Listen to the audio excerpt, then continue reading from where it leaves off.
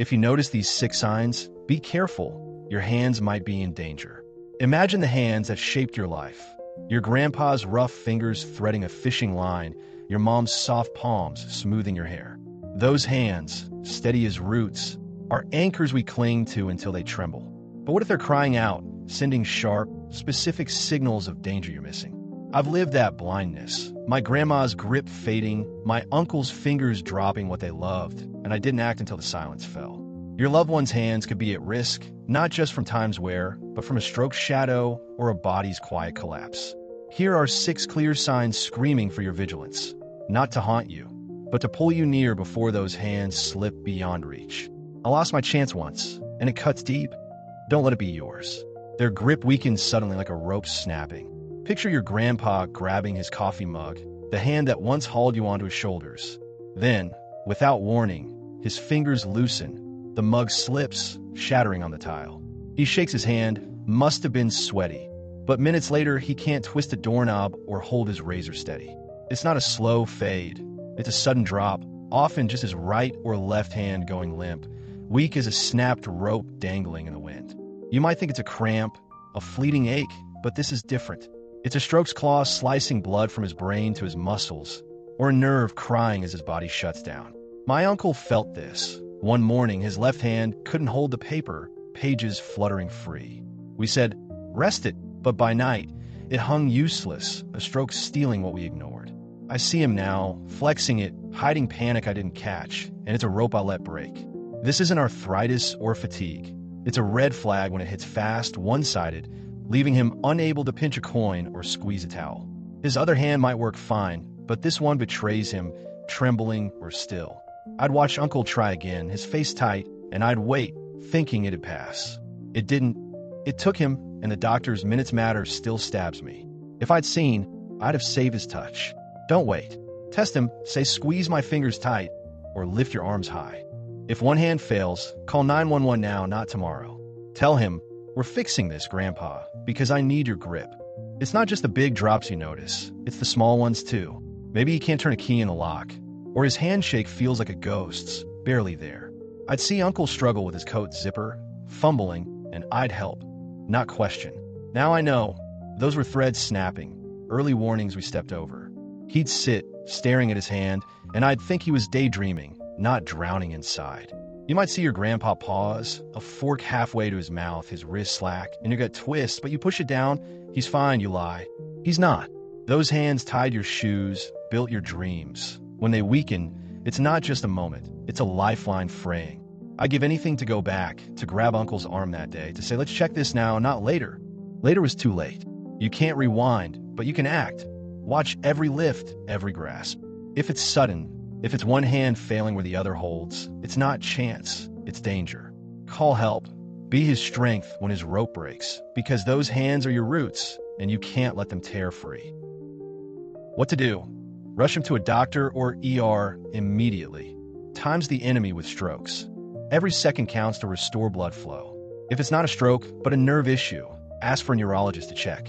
At home, keep his arm raised gently until help comes. It might ease pressure. Later, if he's cleared, try light hand exercises, squeezing a softball, to rebuild strength, but only with a doctor's okay. I didn't act, and Uncle's rope snapped. Don't let it happen to you. Once he's stable, a physical therapist can guide him with grip tools, like rubber bands, to coax strength back slowly. Keep his hands warm too. Cold worsens weakness, and track any repeat slips. If it's a warning, not a full break, blood thinners might help, but that's the doctor's call. I let Uncle's hands fall. Hold yours up, fight for them. Their fingers turn cold and blue, like ice on a dead branch. Your grandma's hands, once warm from stirring soup, now feel like ice when you hold them. Not just cool, they're frigid, even in a cozy room, tips paling or turning a faint blue, like frostbiting a bare branch. She rubs them, always cold these days, but it's not the weather. It stays, her nails bluish, her touch numb. You might blame poor heating, but it's her heart struggling, blood not pumping to her fingers, or a clot blocking the way, a stroke's chill, or her body's retreat. My grandma's hands went like this. I'd tease, Ice Queen, as she fumbled her knitting. Then she faded. Her cold to sign her heart was winding down, and I didn't warm her in time. You'll notice her dropping things, a pen, a cup, her fingers too numb to feel. She might shake them, confused, or tuck them under her arms, but the chill lingers. I'd see Grandma's yarn slip, her needles clack less, and I thought she was tired. She wasn't. Her hands were dying, and I missed it. If I'd felt her pulse, I'd have known. Don't miss it. Press her wrist. Is it weak? Ask, can you feel my hand? If they're icy hours on end, blue at the edges, get her to a doctor fast. Tell her, we're warming this, Grandma, because I need your touch alive. It's not just cold, it's a stillness that creeps. Her fingertips might look waxy, lifeless, or she'll complain they don't feel right. A vague ache beneath the frost. I catch Grandma staring at her hands, flexing them slow, and I'd say, need a blanket, not need a doctor? She'd nod, smile fading, and I'd miss the blue creeping up her nails, the way her rings hung loose. You might see your Grandma struggle with a button, her fingers stiff as twigs, and you help, not worry. Worry now. Those hands kneaded your bread, held your face. When they ice over, it's not winter, it's a branch breaking free. I'd walk past Grandma, her hands in her lap, and think she was resting, not retreating. If I'd check her other signs, her breath, her color, I'd have seen the full frost. You can see it. Look at her face, her lips. Are they pale too? If her hands stay cold, blue, and numb, it's not a chill. It's a cry from her heart or her brain, and you're the warmth she needs to fight it. What to do? Get her to a doctor to check her heart or circulation. It could be a stroke or heart failure. Wrap her hands in a warm, not hot, towel while waiting, but don't delay help.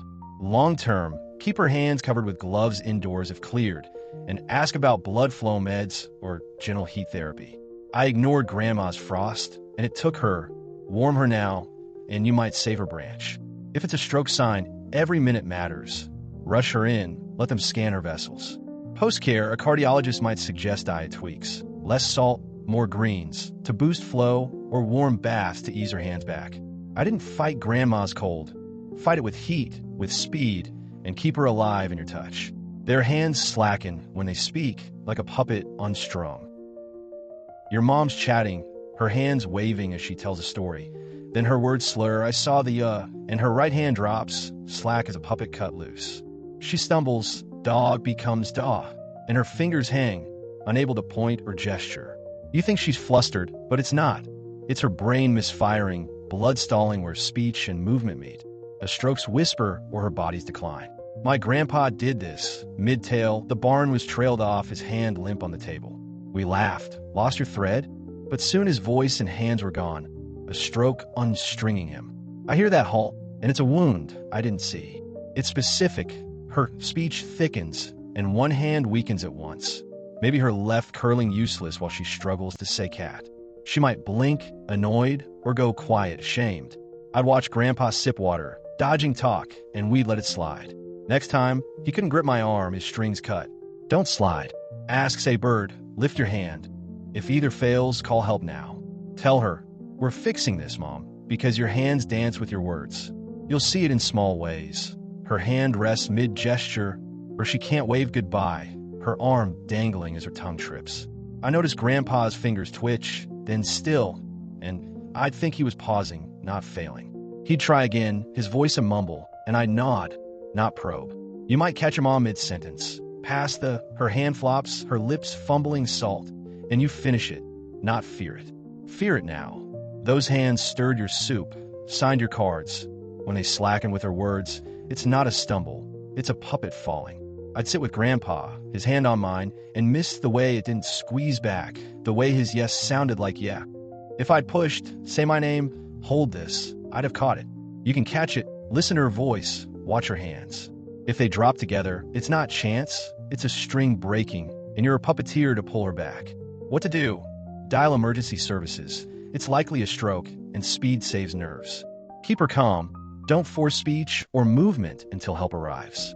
Post-care, if it's a mini stroke, a speech therapist can retrain her, and hand exercises, like rolling a coin, might help per doctor's advice. I lost Grandpa's dance. Keep hers alive. If she recovers, practice simple words daily, cup, pen, to rebuild her brain-hand link, and use a stress ball to wake her grip. Watch her diet too. Less fat, more fish to thin her blood, but only with medical okay. I didn't restring Grandpa, tie her strings tight, keep her dancing. Their skin bruises and tears like a worn sail. Your grandpa's hands, once leathery from gardening, now bloom with purple patches.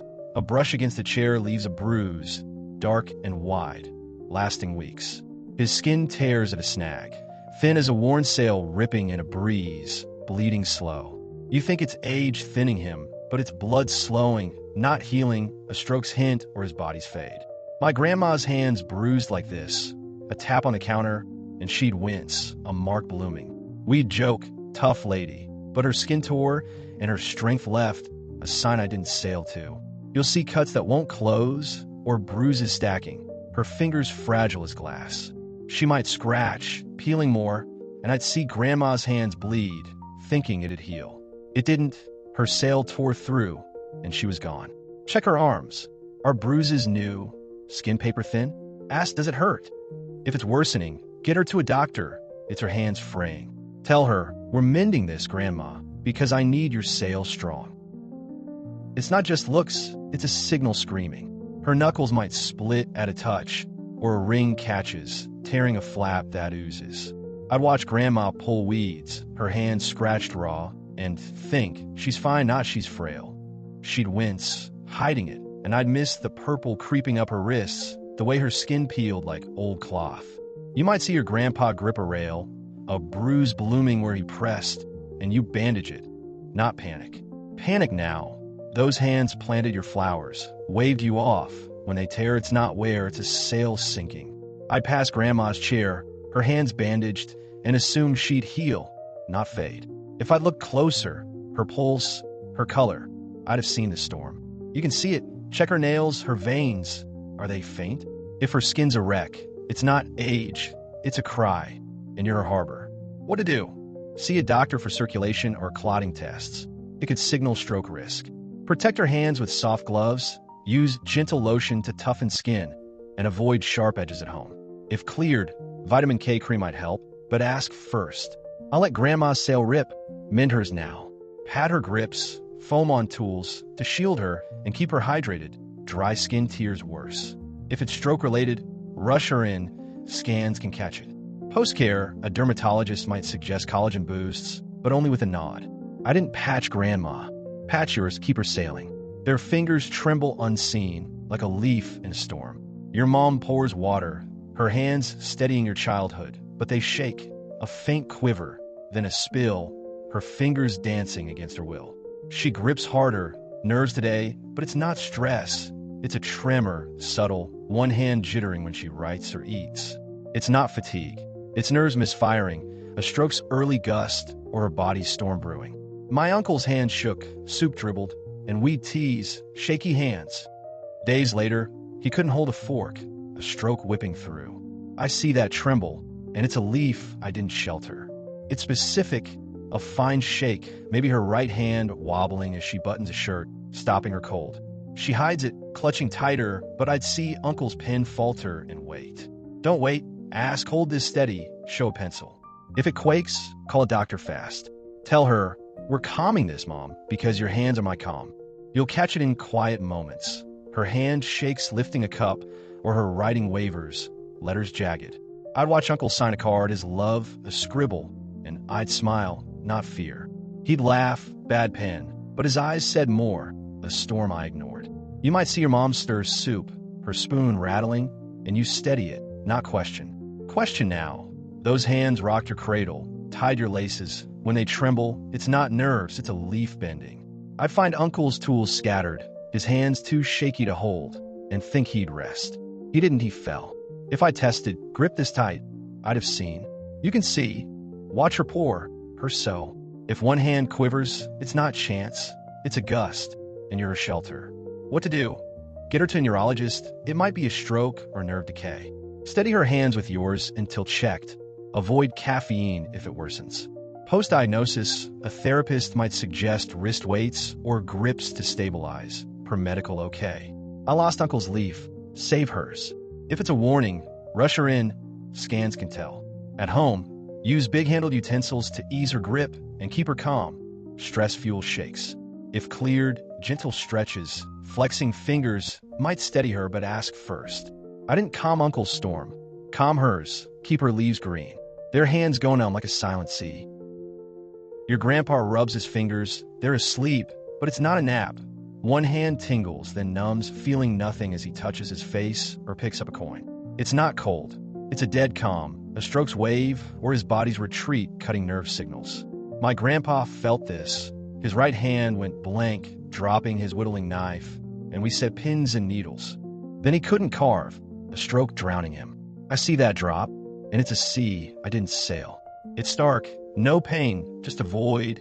Maybe his left hand numb while the right feels fine. He might shake it, lost, but I'd see Grandpa stare and wait. Ask, can you feel this? Press the skin. If it's numb, call help now. Tell him, we're waking this, Grandpa, because your hands are my shore. It's not fleeting. It lingers, maybe hours, his hand a stranger to him. He might tap it, frowning, or drop a glass, not feeling to shatter. I'd watch Grandpa rub his hand, his carvings untouched, and think he'd wake. He didn't, his sea stilled. You might see your grandpa pat his leg, missing the touch, and you laugh, not leap. Leap now. Those hands whittled your toys, held your dreams. When they numb, it's not sleep, it's a tide pulling out. I'd pass Grandpa's bench, his knife down, and assume he'd carve tomorrow. Tomorrow never came. If I pressed, feel my finger? I'd have known.